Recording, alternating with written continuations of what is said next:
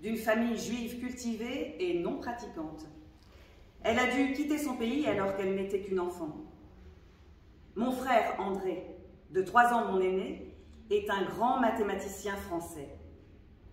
Durant toute mon enfance, nous avons souvent déménagé d'une ville à l'autre pour le travail de mon père ou les vacances. Ma santé était déjà fragile et j'ai parfois cessé d'aller à l'école pour étudier à la maison. J'ai été marquée par mon professeur de philosophie en première supérieure. C'était le célèbre philosophe Alain. Avec lui, j'ai commencé d'écrire et ne me suis plus jamais arrêtée. Je suis arrivée au Puy comme professeure à la rentrée 1931. C'était mon premier poste. J'y ai eu des problèmes avec le maire, avec la police, avec la presse, avec mes supérieurs hiérarchiques parce que j'ai voulu soutenir les revendications de certains chômeurs. Le Puy, Auxerre, Roanne, Bourges, Saint-Quentin, je n'ai jamais enseigné 2 ans dans la même ville. Je me suis engagée dans le mouvement syndical et j'y ai rencontré de nombreux camarades. Je suis allée travailler dans des usines et dans des domaines agricoles. J'ai souvent essayé d'aider les malheureux, y compris en renonçant à une grosse partie de mon salaire. Je me suis intéressée à la politique de mon époque. Je suis allée observer la situation en Allemagne avant l'arrivée d'Hitler. J'ai soutenu les mouvements anticoloniaux. Je me suis engagée dans la guerre d'Espagne. J'ai ressenti parfois auprès de moi la présence du Christ et me suis rapprochée du catholicisme. Au moment où l'on recherchait les Juifs pour les exterminer, j'ai accompagné mes parents en Amérique, où ils avaient été obligés de fuir. Pour ma part, j'ai voulu revenir à Londres pour prendre une part à la résistance contre le nazisme. J'y suis morte le 24 août 1943. J'avais 34 ans. Elle avait 22 ans quand elle franchit les marches de notre lycée, place Michelet, pour occuper son premier poste de professeur agrégé de philosophie. En 12 ans donc, 22 ans jusqu'à 34, d'une courte existence, elle est devenue l'un des plus grands penseurs du XXe siècle, selon Albert Camus. Et sa vie est un roman. Elle écrit beaucoup. Elle se déplace aussi, énormément, en Allemagne, en Italie, en Espagne, au Portugal. Elle passe par le Maroc avant d'embarquer pour New York, puis elle revient à Londres, auprès du général de Gaulle. Mais n'oubliez pas que c'est une femme et que nous sommes dans les années 30. Pas d'EasyJet à l'époque. Il fallait organiser les déplacements. Donc elle était déterminée. Et c'est cette Simone-là que notre association a souhaité faire connaître au grand public.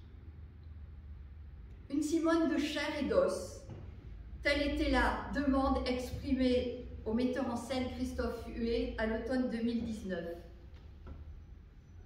Pour avoir vu des extraits de la pièce qui sera présentée samedi, message reçu 5 sur 5.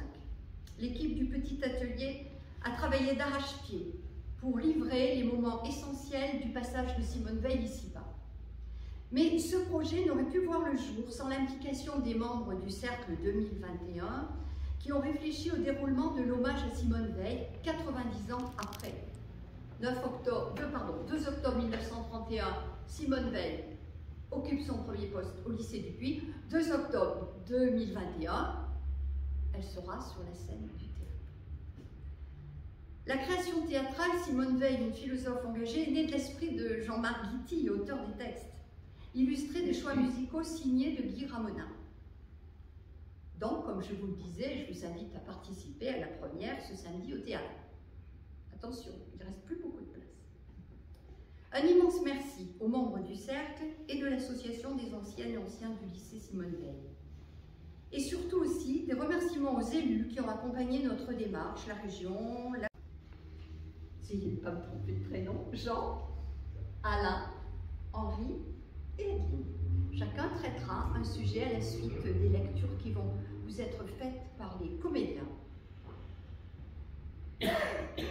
Vous avez déjà eu le plaisir d'entendre Simone Weil elle-même, Aude Biren, qui tient le rôle dans la pièce, avec sa vie. Maintenant, vous allez avoir le plaisir d'écouter Isabelle Monieschi, qui va vous lire la lettre à Jules Romain, qui, comme chacun sait, est né s'agit à Châteuil, alias Louis Farigoude. Merci Isabelle. À certains moments, le travail est assez absorbant pour que la pensée se maintienne. Alors, on ne souffre pas. Mais le soir, une fois sorti, et surtout le matin, quand on se dirige vers le lieu de travail et la pendule de pointage, il est dur de penser à la journée qu'il faudra parcourir. Et le dimanche soir, quand ce qui se présente à l'esprit, ce n'est pas une journée, mais toute une semaine, l'avenir est quelque chose de trop morne, de trop accablant, sous quoi la pensée plie. Combien on aimerait déposer son âme en entrant, avec sa carte de pointage, et la reprendre à la sortie. Mais le contraire se produit. On l'emporte avec soi dans l'usine où elle souffre. Le soir, cet épuisement l'a comme anéanti, et les heures de loisirs sont vaines. Merci Isabelle. Donc c'est Alain qui a choisi de nous parler de l'usine et du travail. L'usine et l'ouvrier. L'ouvrier de Taylor est donc bien un homme nouveau, obéissant au mythe de la science conquérante du XIXe siècle, pauvre et robotisé. Simone Weil rapporte ainsi ce propos. Ford dit bien qu'il ne pourrait pas passer une journée entière à un seul travail à l'usine, mais qu'il faut croire que ses ouvriers sont autrement faits que lui, parce qu'ils refusent un travail plus varié. L'usine s'efforce d'assimiler les contraintes comme des données naturelles, au même titre que n'importe quelle matière première. Sur le plan philosophique, le fonctionnement de l'usine, tel que Simone Weil l'expérimente et en rend compte, traduit une adhésion parfaite aux exigences économiques et politiques qui lui sont extérieures. L'usine figure elle-même un refuge au sein de cet état. Elle est le lieu du déracinement. Son fonctionnement, depuis ses méthodes jusqu'aux fins qu'elle donne à son activité, produit un milieu dont l'essence est le déracinement. En effet, l'ouvrier, le chef ou l'ingénieur ne sont pas déracinés parce qu'ils travaillent à l'usine, ils travaillent à l'usine parce qu'ils sont déracinés. C'est pourquoi, lorsque Simone Weil maintient qu'à l'usine, il lui sera désormais possible, dit-elle, d'entrer en contact avec le réel, elle entend faire l'expérience de cette continuité entre les structures théoriques et pratiques de son époque et l'usine où elles sont cristallisées. L'organisation du travail à l'usine ne produit pas seulement le déracinement par le rapport qu'elle impose entre les hommes et les modes de production. La séparation du travail intellectuel et du travail manuel est un accomplissement. L'abdication du jugement, comme l'inversion des moyens et des fins, et surtout l'effet d'un certain usage de la force. Simone Weil rappelle souvent que l'oppression, je cite, à partir d'un certain degré d'intensité, engendre non une tendance à la révolte, mais une tendance presque irrésistible à la soumission. Mais cette soumission n'est peut-être pas tant liée au travail en lui-même qu'à la subordination. Celle-ci existe encore aujourd'hui et dans bien des milieux, et le fait de notation par quelque moyen que ce soit régule cette obligation à la soumission dans les rapports de chef à subordonné. Le système avait mis en place des chefs d'équipe et des contremaîtres. Aujourd'hui, les ordinateurs ont remplacé ces petits chefs, mais la tendance à la soumission est la même. Je cite Simone Weil. Le fait capital n'est pas la souffrance, mais l'humiliation. Une oppression évidemment inexorable et invincible n'engendre pas comme réaction immédiate la révolte, mais la soumission.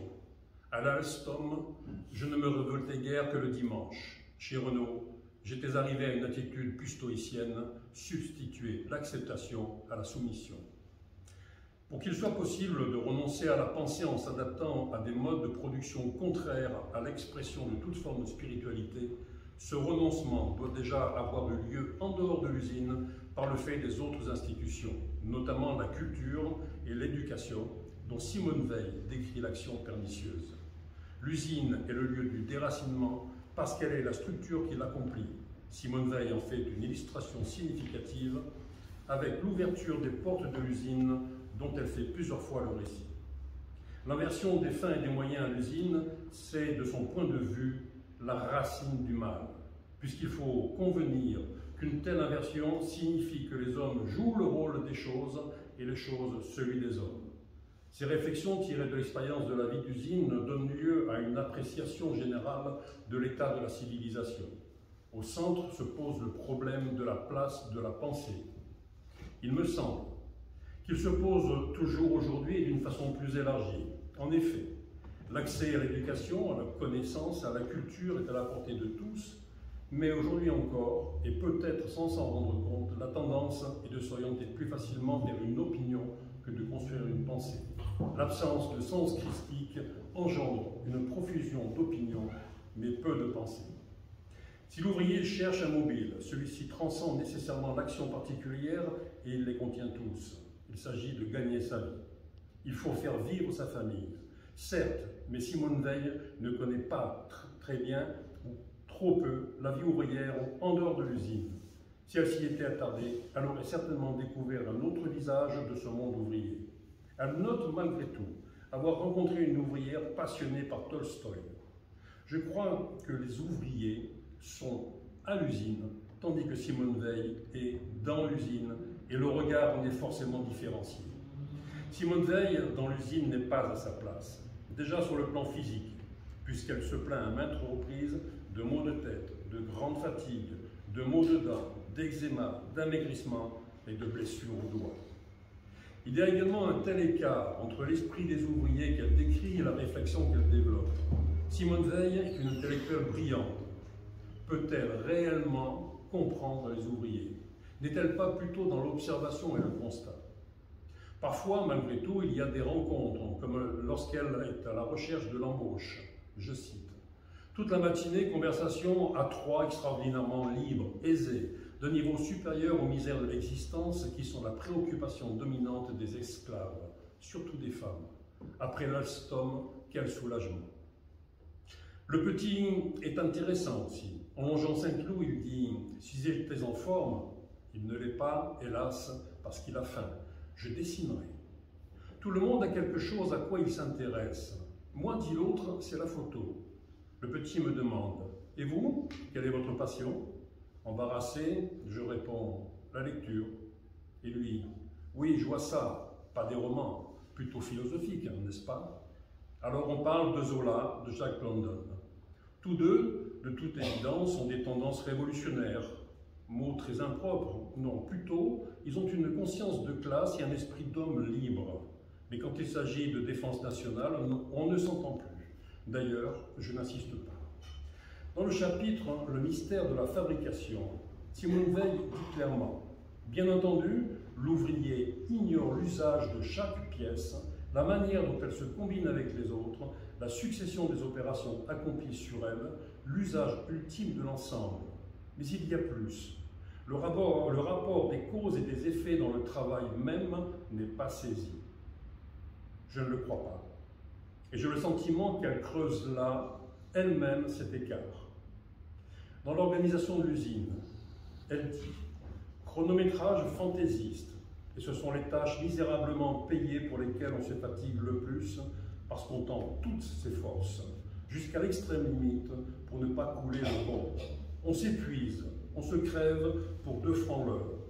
Et non parce qu'on fait une tâche qui exige qu'on s'y crève, non seulement à cause du caprice et de la négligence du chrono.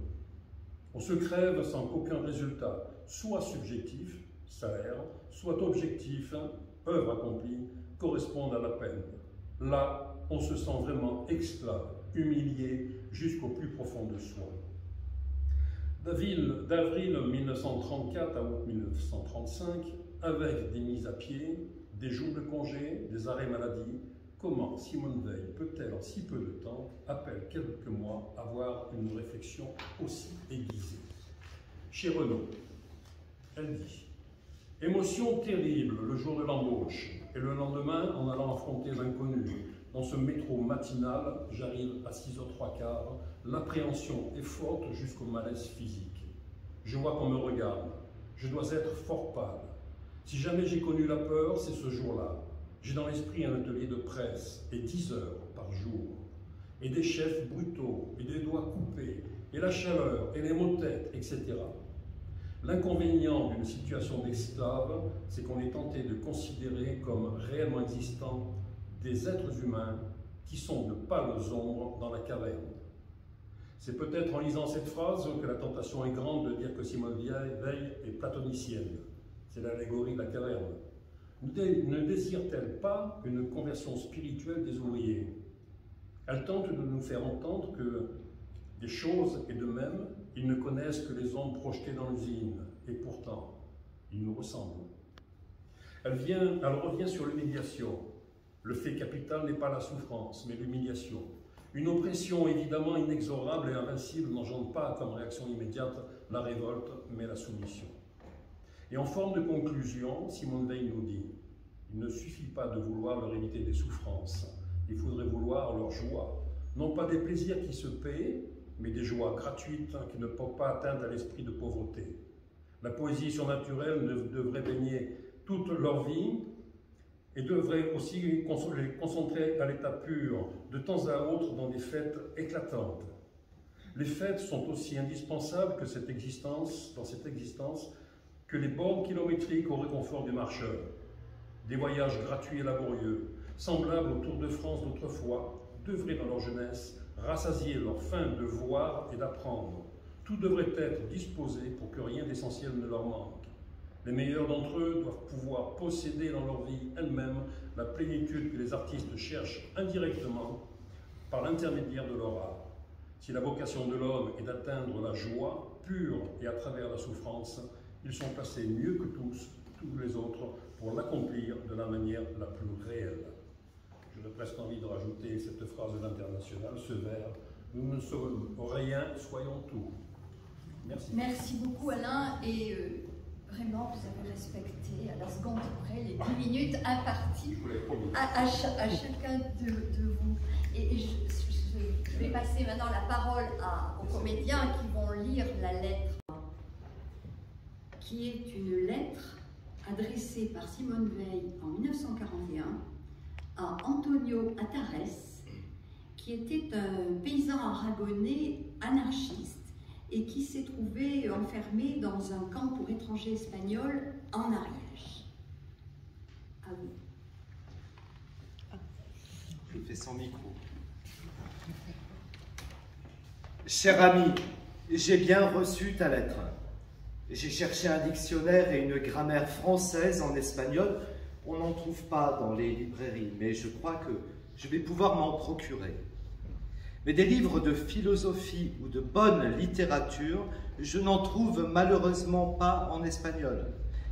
Est-ce que tu lis assez bien le français pour que je puisse t'en envoyer en français? Je t'ai envoyé un mandat. Je t'en enverrai de temps en temps selon les besoins et mes possibilités. Je ne crois pas que tu aies de scrupules ni d'hésitation à avoir à ce sujet. Quand j'ai un peu d'argent entre les mains, je n'ai jamais l'impression que cet argent est ma propriété. Il se trouve là, simplement. Si j'en envoie, je n'ai pas le sentiment de le donner. Il passe simplement de mes mains à celles de quelqu'un d'autre qui en a besoin. Et j'ai le sentiment que je n'y suis pour rien. Je voudrais bien que l'argent soit comme l'eau et coule de lui-même là où il y en a trop peu. Ainsi, quand il t'arrive un mandat, ne pense pas que tu reçois quelque chose de moi, mais simplement qu'un peu d'argent te tombe entre les mains. Cela n'a rien à faire avec nous. Toi et moi, ce que nous donnons l'un à l'autre et recevons l'un de l'autre, ce sont des pensées et des sentiments sous forme de lettres.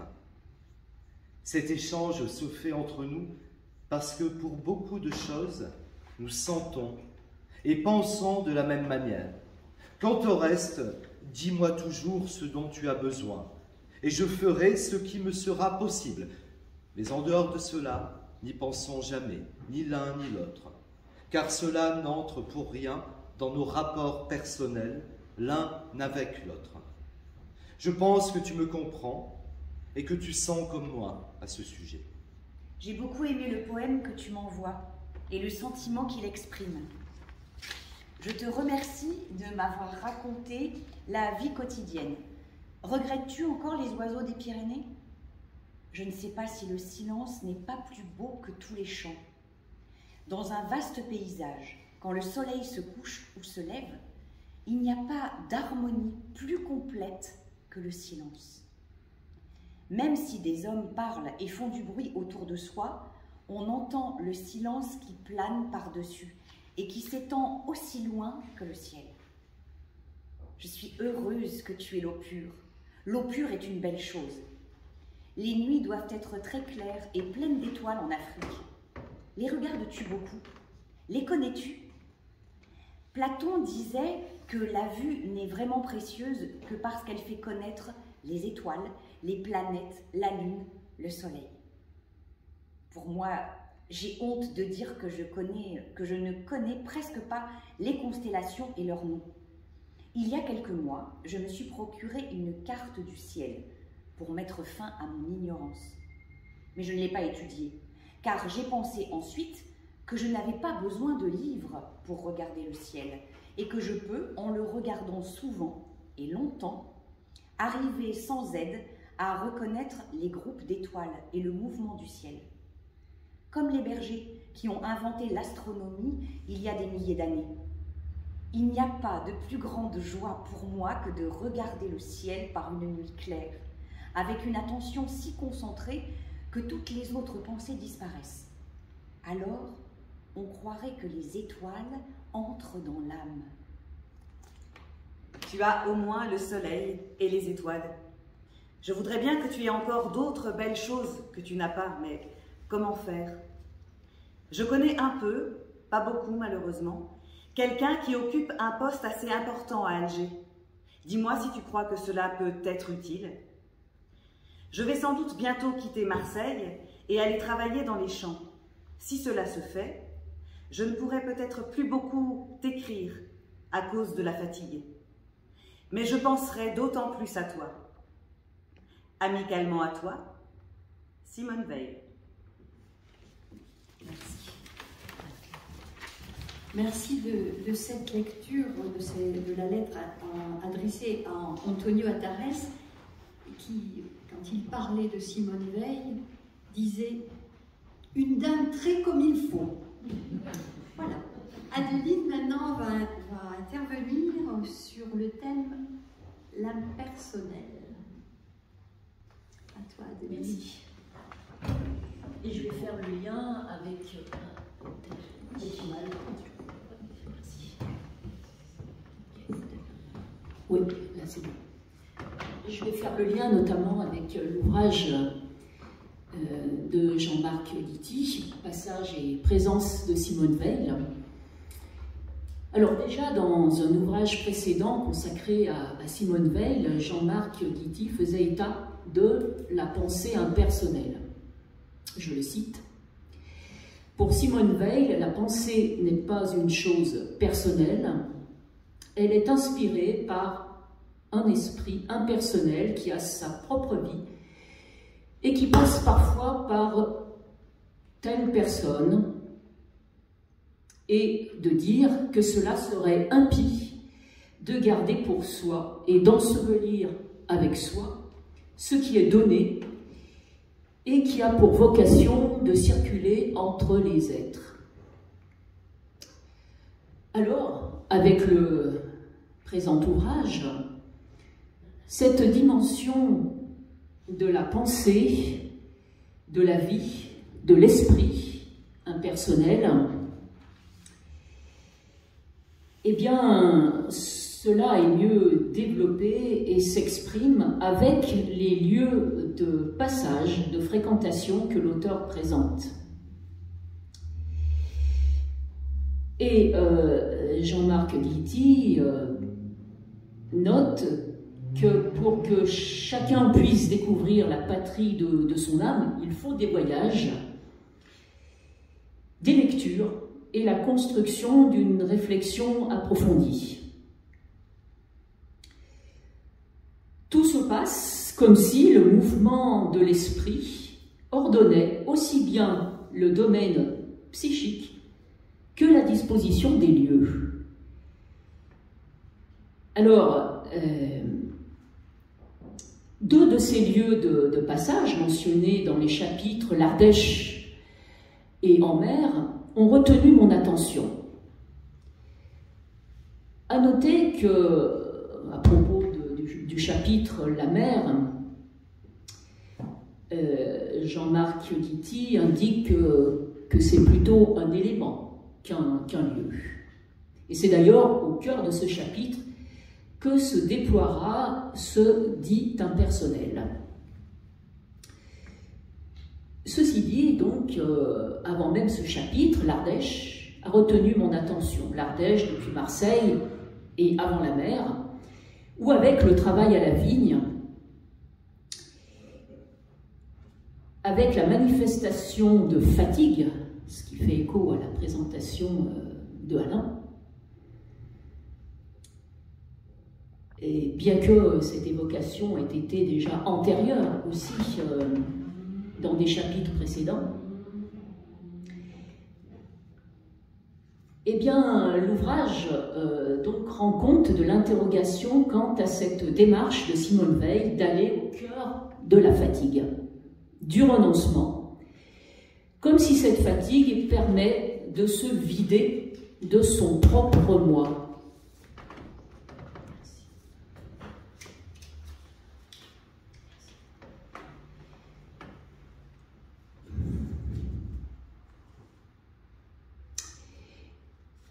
Alors, je notais que dans un chapitre précédent, d'ailleurs le chapitre l'Italie, il est question de l'évocation aussi de l'usine et d'évoquer l'absence à soi qui prend la forme de l'épuisement physique, comme s'il s'agissait de se purger. Purger, se vider. Ce vider, l'auteur reprend avec En mer et qualifie une vie impersonnelle qui se vide d'elle-même. Alors, s'agissant d'impersonnel, déjà avec le chapitre Le Puits, il en est question de la dimension d'impersonnel, avec les besoins de l'âme, dont celui de vérité, et qu'à ce titre, une âme cherche un chemin vers l'existence impersonnelle. Elle vise à retrouver cette expérience de l'impersonnel déjà inscrite dans la chair. Et Jean-Marc de noter, il y a une impersonnalité de la chair en tant qu'elle souffre. On retrouve la dimension de la souffrance. Il suffit que l'un soit touché dans sa chair pour que les autres souffrent.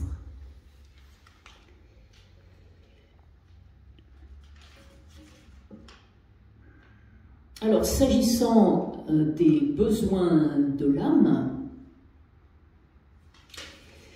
il y a aussi celui de justice. Une justice qui consiste à se mettre à la place de l'autre et qui oblige à entrer dans une vie impersonnelle.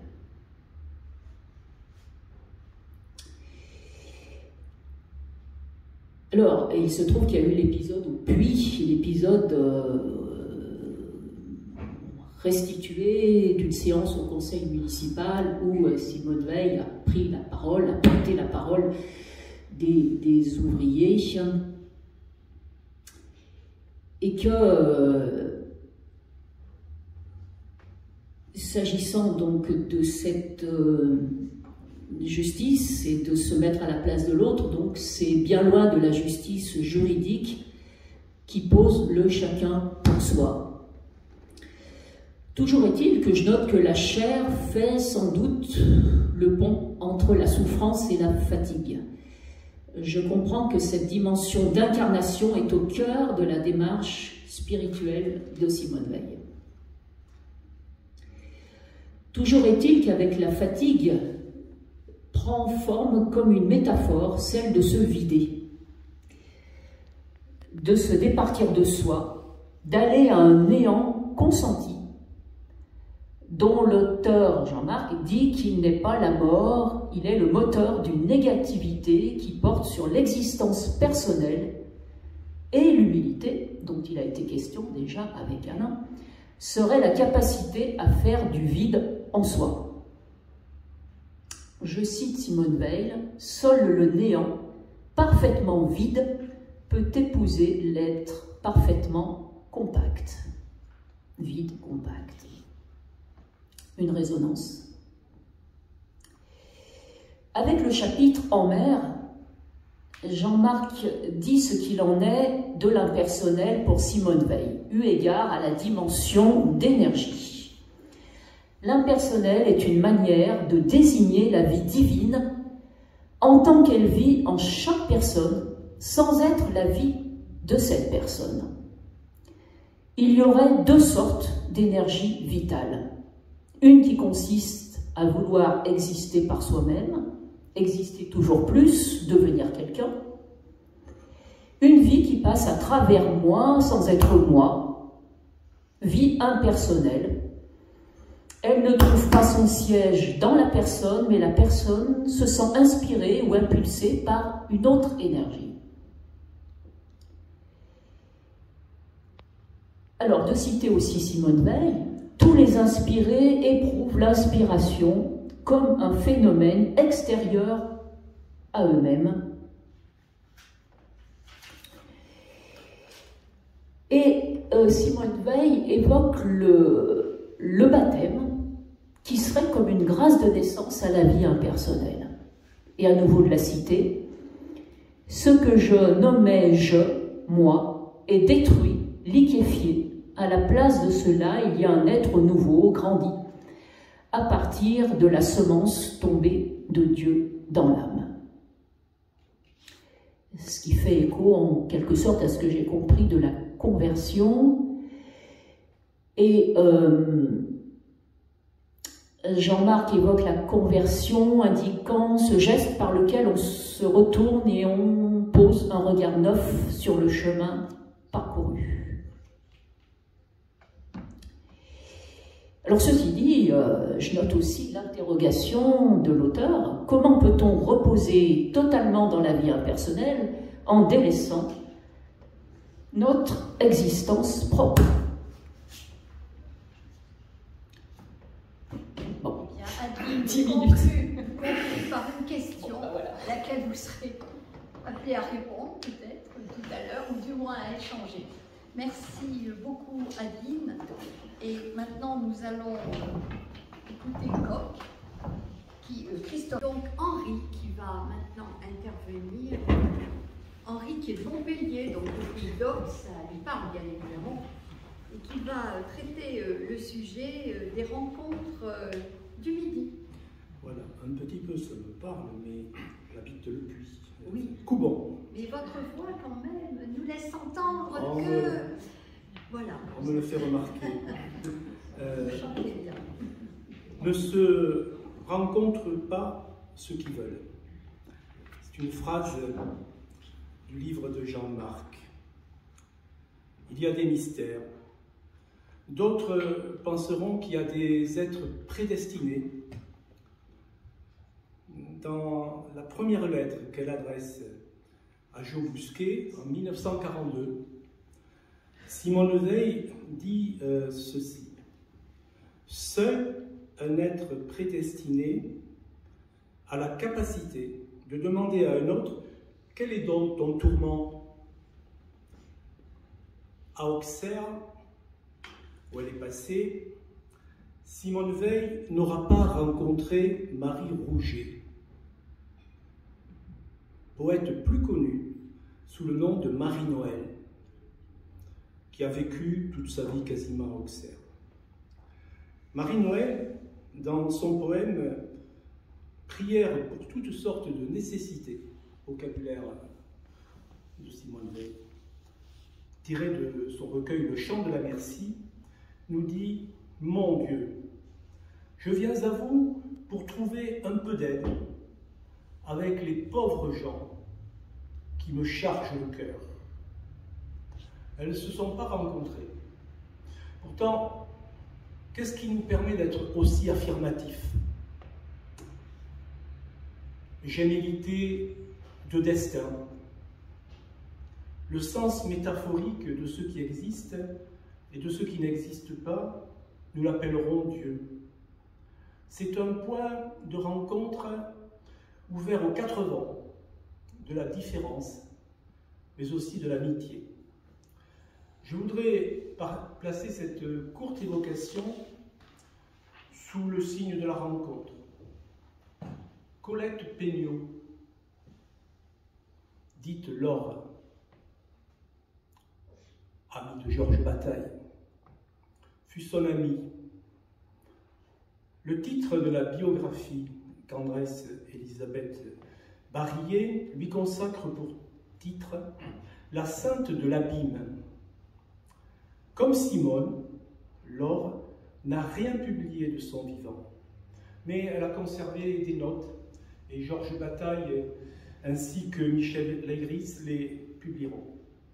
Dans un de ses textes qui s'appelle « Le Sacré », elle écrit « Le sacré est ce moment infiniment rare où la part éternelle que chaque être porte en soi entre dans la vie, se trouve emporté par le mouvement universel, intégré dans ce mouvement, réalisé. On croirait entendre la voix de Simone Veil, qu'on n'a pas entendue, mais dans ses cahiers. Anecdote. Le 25 juillet 1934, Colette retrouve Georges Bataille en Allemagne, puis en Italie. Boris Souvarine, son compagnon, attendra. Le 3 août, elle l'appelle, ainsi que son frère, et Simone Veil, pour annoncer son retour à Paris. Boris, déjà rentré, est effondré. Le 4 août, Colette appelle à nouveau Simone. Boris, alerté par Simone, dit à Simone qu'il faut aller chercher Colette à Zurich. Colette ne veut pas en entendre parler. Le 5 août, elle est accueillie au train par Simone Veil. Gare de l'Est. Elle passe la nuit chez elle. Dévastée, elle dit « J'ai détruit Boris, ma tête dans le panier », autrement dit à l'échafaud.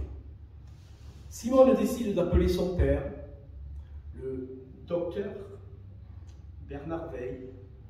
Celui-ci arrive une demi-heure après. Il trouve Colette si secouée qu'il décide de la faire hospitaliser au plus vite à la clinique Jeanne d'Arc à Saint-Mandé. Fin de séquence. Autre rencontre, autre nuit, autre métaphore. Dans le ciel étoilé, entre deux êtres en apparence aussi dissemblables qu'une table et un parapluie. Et pourtant, la Vierge rouge de l'école normale supérieure, la Martienne, comme l'appelait Alain, son professeur, la Lazare du bleu du ciel, fut aussi cette passante inconfortable, dont les écrits sont souvent la conséquence d'une vie de rencontre nécessaire et d'action radicale. L'histoire officielle, écrit-elle, consiste à croire les meurtriers sur parole. L'intelligence de Simone Veil, dont ne témoignent pas seulement ses écrits, tous posthumes, n'avait d'égal que sa grandeur d'âme. Elle a vécu comme une sainte et de toutes les souffrances du monde. Dixit Emmanuel Lévinas. Juin 40, la défaite, l'exode, l'effondrement, la politique antisémite, la chasse aux juifs, le début de la résistance en zone libre, en zone occupée, la France libre à Londres, Daniel Cordier. Simone Veil, la pacifiste, choisit son camp, celui de la guerre. Elle avait écrit sur l'hitlérisme. Elle se retrouve à Marseille en 41-42. Inquiète du sort des étrangers dans les camps d'internement, Et là, il y a la lettre qui a été lue tout à l'heure, ou les lettres à Antonio Atares. J'avais choisi « Je te remercie de m'avoir raconté ta vie quotidienne. Regrettes-tu encore les oiseaux des Pyrénées ?» Et j'avais conclu « On dirait la brise légère de Dieu sur le prophète Élie assoupi. » Attente d'émigration, d'engagement aussi. Début de l'adieu. À Marseille, elle retrouve René Daumal, le poète noir du grand jeu, celui qui était à la recherche de la néante, c'est le nom qu'il donne à ce dont tu parlais tout à l'heure sûrement. Il l'appelle aussi de la graine du contre-monde, encore toute lumineuse de l'unité première. Condisciple de Simone Veil à la Cagne du lycée Henri IV et au cours de philosophie d'Alain, Daumal s'est tourné vers la pensée orientale. Ils vont beaucoup discuter entre eux. Ils vont même, elle va essayer d'apprendre le sanskrit. Ils vont lire les textes indiens ensemble. Pour Simone, et ce sont deux esprits négateurs. Pour Simone Veil, je cite Jean-Marc, l'adoration véritable n'est possible que si elle ne sacrifie rien à la négativité divine. Pour René Daumal, la négativité est au cœur de sa poésie. Je ne suis véritablement, dit-il, que dans l'acte de négation. Rencontre à Marseille avec Jean Ballard, les amis des Cahiers du Sud. Elle va y écrire, sous le nom d'Émile Novice, des textes sur le génie d'Oc et l'homme méditerranéen. En quoi consiste l'inspiration occitanienne et l'agonie d'une civilisation à travers un poème épique. Jean-Marc en parlera le 16 dans sa conférence.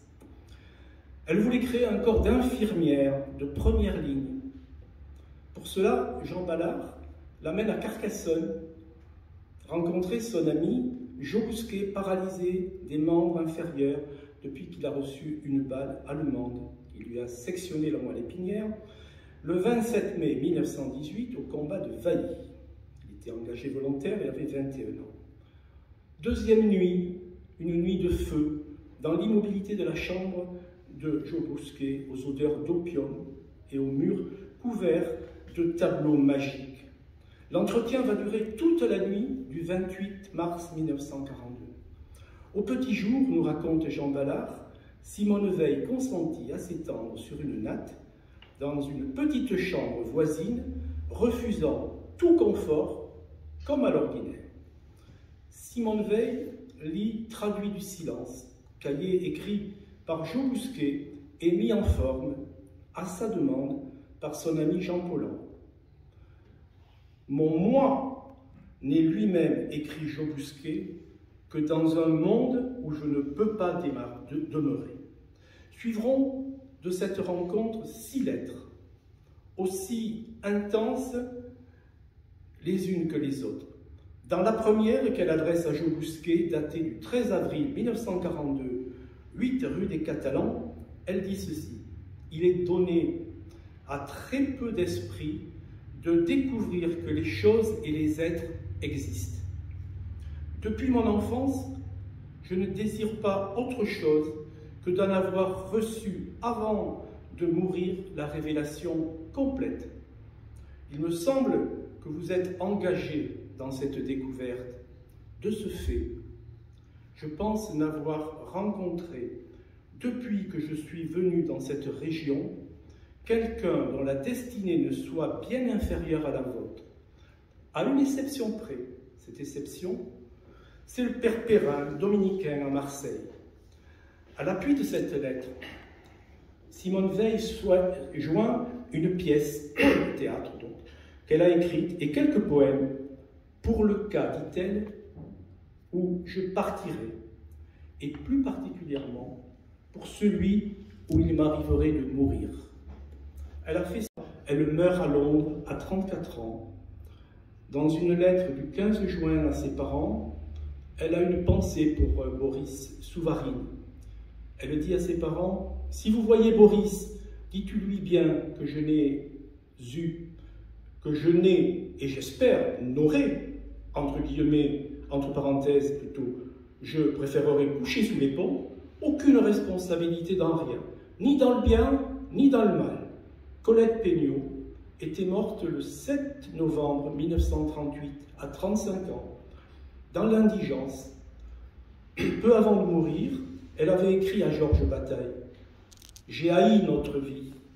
Souvent, je voulais me sauver, partir seule dans la montagne.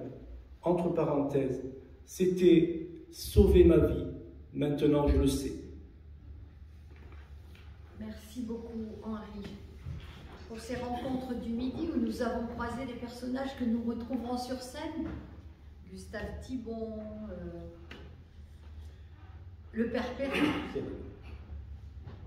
entre autres. Il y aura aussi Boris Soubarine, Bernanos, etc. Donc la néante, la martienne, comme vous êtes plus à le rappeler, en effet fait beaucoup de rencontres et laissé surtout des écrits sur ces rencontres. Maintenant, Aude et Isabelle vont nous donner lecture d'un texte sur le malheur.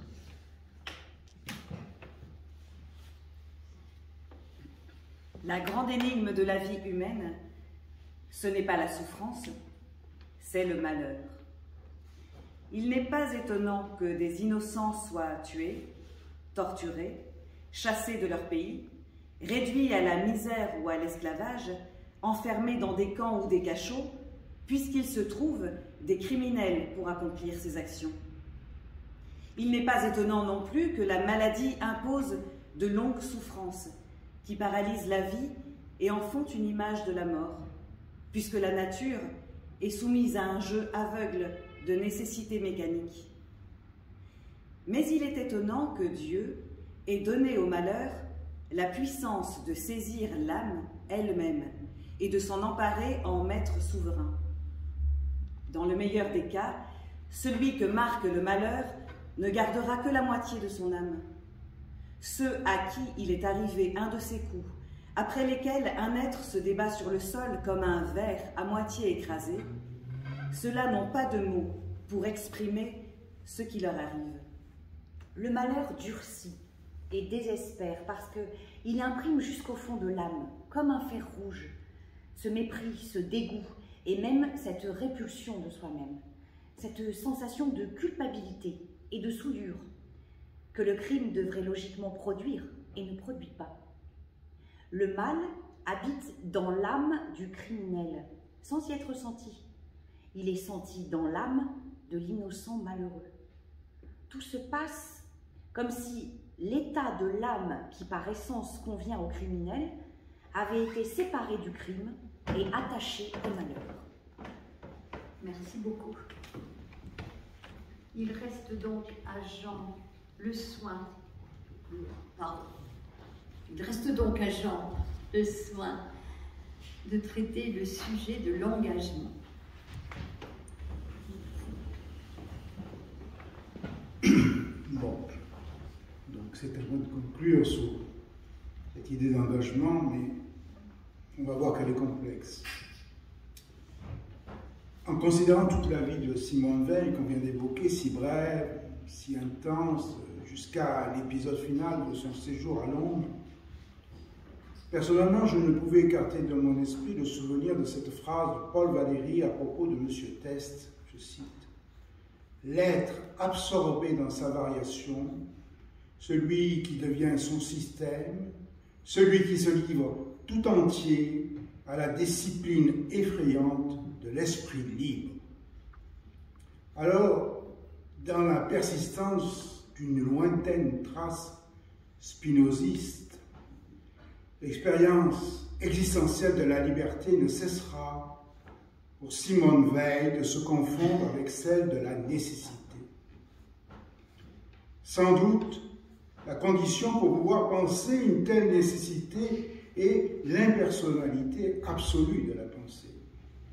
Il faut donc se défaire sans cesse de ces références institutrices du soi. Il faut viser à une existence subjective sans aucun assujettissement, se défaire des assignations identitaires. Simone Veil, c'est cet effort continu pour les récuser, pour se tenir dans ce vide d'une distance prise par une négativité constante comme résistance. Mais ce n'est pas une nouvelle forme de quiétisme, l'organisation d'un retrait du monde. Dans sa forme la plus pure, l'action s'identifie bien à la pensée. Mais que puis-je en effet dans ce monde qui ne connaît que la force impuissante et la souffrance infinie des hommes?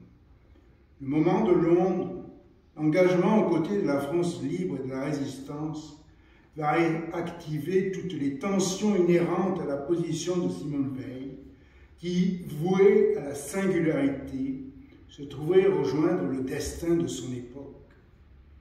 L'expérience de la nécessité où elle se tenait n'était pas celle de son temps, ultime échec d'une vie vouée à l'inachevé, où la prolifération de l'écriture ne fut que l'envers d'un désœuvrement essentiel. Cet autre grand penseur de la nécessité de filiation également spinoziste, Jean Cavaillès, résistant par logique, comme dira Georges Canguilhem, refusa de soutenir le projet d'action de Simone Veil pour la résistance, son projet d'une forme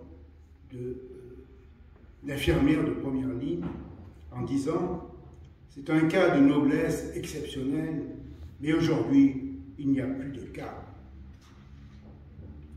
Et donc cette expérience de la conjonction de la nécessité et de la liberté qui ne cesse d'interroger l'œuvre de Simone Veil. L'homme, partie de la nature et nature lui-même, immergé dans l'immensité de l'univers. La liberté est l'expérience de la nécessité, nécessité intérieure qui s'exprime par ma puissance d'agir selon le degré qui lui est propre, et nécessité extérieure qui résulte de la pression des événements qui nous met en situation d'agir. La liberté ne consiste pas dans l'indifférence du choix, mais au contraire dans l'extrême détermination de l'acte. Je n'ai pas le choix d'être libre. Je le suis dans la mesure où je connais le monde. C'est peut-être par une connaissance intuitive, comme le nageur connaît la vague et fait corps avec elle. C'est peut-être par la connaissance d'entendement qui connaît le tout par l'enchaînement d'éléments. C'est peut-être surtout par la connaissance la plus haute, la raison qui connaît la partie par le tout. La liberté consiste à vivre selon la seule direction de la raison, soit l'intelligence de la vie qui anime la totalité de la nature. Cet impératif intérieur pose ainsi l'existence de notions communes entre ce vivant qui développe autant qu'il en est en son pouvoir la nécessité de sa nature singulière et l'universel dynamisme de l'immense nature. S'y oppose la pensée de l'imagination qui ne cesse de fasciner l'esprit par des images, des idoles pétrifiées, entravant notre puissance d'être, car persévérer dans son être, ce n'est pas simplement se maintenir en vie, mais toujours exister plus intensément. L'esprit, comme le corps, désire, non le repos et la tranquillité, non l'équilibre intérieur qui organise la clôture sur le soi, mais ce qui le fait communiquer avec le monde, l'affectant de diverses matières et lui donne à son tour la puissance d'affecter tout ce qu'il touche par où il participe à la vie de la nature entière. Vivre, c'est donc éprouver en soi la perfection de l'existence, faire de son existence une œuvre de vérité et la joie productive qui la accompagne. Mais cet optimisme, peut-être des classiques, n'est pas celui des modernes et ignore la dimension de la souffrance et de la négativité. Le moment de l'ombre, donc, nous replonge dans ces difficultés. C'est l'engagement ou la vie singulière de Simone Veil, cette vie faite de refus continue des identités réductrices, rencontre à nouveau le mouvement collectif, cette expérience nécessaire à son étrangeté même, la simultanéité de ce qui rapproche et de ce qui éloigne. La permanence de ces engagements, qui interrogent, entre autres, l'usage sartrien de la notion, doit nous mettre en garde contre une réduction de Simone Veil au statut de mystique, basculant d'une perspective révolutionnaire à une autre chrétienne. Dans ce jeu continu de rupture et de mise en relation, ce qui est en jeu, c'est l'épreuve de la nécessité dans une pratique où action et connaissance ne peuvent se disjoindre, moment de vérité quant au sujet. Ici fait retour ce qui semble avoir été le point de départ de la méditation de Simone Veil, le rapport métaphysique entre subjectivité et pouvoir. Formule de jeunesse d'où tout déjà se lit, je cite, « Exister, penser, connaître ne sont que les aspects d'une seule réalité, pouvoir. Ce que je suis se définit par ce que je puis. » C'est sur les mois d'études supérieures de 1929. Refus donc d'un volontarisme et affirmation de la nécessité vont se conjoindre. La nécessité et rapport et la pensée action. Alors peut-être faut-il voir s'organiser progressivement une double lecture du spinozisme chez Simone Veil. D'un côté, la liberté ne supprime pas la nécessité de l'action, mais la présuppose, et sans doute le sens qu'aurait privilégié son maître Alain. De notre côté, il est possible d'interpréter la nécessité comme ensemble purement idéal de conditions liées entre elles, est au fond l'objet de la vraie science de la réalité, les mathématiques. La nécessité ainsi pensée, l'homme n'y a aucune présence autre que celle de l'opération par laquelle elle s'actualise. Ce sera plutôt la lecture de quelqu'un comme Braunschweig que suivra d'ailleurs Cavaillès. Il est clair que la condition pour pouvoir penser une telle nécessité, c'est l'impersonnalité absolue de la pensée qui la pense. Le rapport à la réalité selon la vérité suppose l'illusion du sujet. Ainsi, chez Simone Veil s'engage une critique de la volonté qui débouche sur un anéantissement du moi, un anéantissement en soi du moi égoïste, au profit d'une activité qui ne se résout pas en acte, qui demeure en puissance ou pure puissance, activité passive, sans objet prédéfini. La pensée est donc d'abord le vide de sa mise à distance. Ainsi, la question de l'action fait le tour. Simone Veil n'a jamais varié. Philosopher, c'est exclusivement une chose en acte et pratique. C'est sa proximité sur ce point avec Marx. La véritable pensée doit trouver son accomplissement dans l'action. L'action fait elle-même partie de la manière de connaître le monde. Sous la forme la plus générale, elle s'identifie à la pensée. Il y a une transformation de la volonté en faveur de la nécessité. L'esprit qui agit en vertu de la nécessité n'a pas besoin du soutien ontologique du moi, il doit s'en défaire comme un bagage encombrant. Il faut agir non pour un objet, mais par nécessité, une action non agissante. D'où l'idée de la connexion de la passivité et de la puissance de l'action, l'action comme puissance passive, parce que l'homme est ainsi, mélange de puissance et de passivité. On ne peut, comme Marx, mettre de l'illimité dans un monde fini. C'est le langage réaliste de Simone Veil. Il n'y a pas d'autre force que la force, et donc le droit est par nature dépendant de la force, même si la force a besoin par la suite de sa légitimation juridique, et cette pensée croise la méditation de Blaise Pascal. Il faut compléter l'analyse rationnelle et nécessaire de l'oppression sociale par une analyse de la force. Il faut dépasser l'analyse du pouvoir dans celle de la force. La logique du pouvoir, c'est de ravaler l'humanité vivante à être la chose des choses inertes. Dans le pouvoir, ce qu'il s'agit d'analyser, c'est la nécessité interne qui en fait une sorte de force naturelle, l'analogue dans les choses humaines de ce qu'est la force dans la nature. La technique qui prétendait la dépasser ne fait que remplacer et aggraver les forces de la nature auxquelles les hommes obéissaient auparavant, ce qui évoque un peu la méditation de Rousseau. Au fond, il n'est pas d'échappatoire à la nécessité du pouvoir, ou plus justement de la force. C'est à Londres qu'elle rencontrera cette dernière difficulté. Merci beaucoup, Jean. Merci à nos orateurs. Vous avez vu 4 interventions, 4 angles différents qui vont permettre d'alimenter les échanges entre la salle et les intervenants. après la lecture d'un poème de Simone Veil. Nous verrons les vergers, nous boirons leur eau froide où la lune a mis sa trace. La longue route brûle.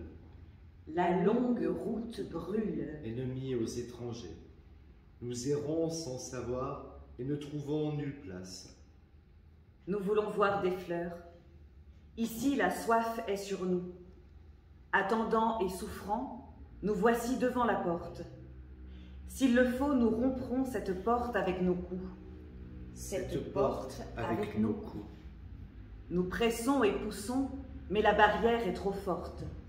Il faut languir, attendre et regarder vainement. Nous regardons la porte. Elle est close, inébranlable. Nous y fixons nos yeux. Nous pleurons sous le tourment. Nous la voyons toujours. Le poids du temps nous accable. La porte est devant nous. Que nous sert-il de vouloir? Il vaut mieux s'en aller, abandonnant l'espérance. Nous n'entrerons jamais. Nous n'entrerons jamais. Nous n'entrerons jamais. Nous sommes là de la voir. La porte, en s'ouvrant, laissa passer tant de silence que ni les vergers ne sont parus, ni nulle fleur. Seul l'espace, immense, où sont le vide et la lumière, fut soudain présent, de part en part, combla le cœur, et lava les yeux presque aveugles sous la poussière. Merci.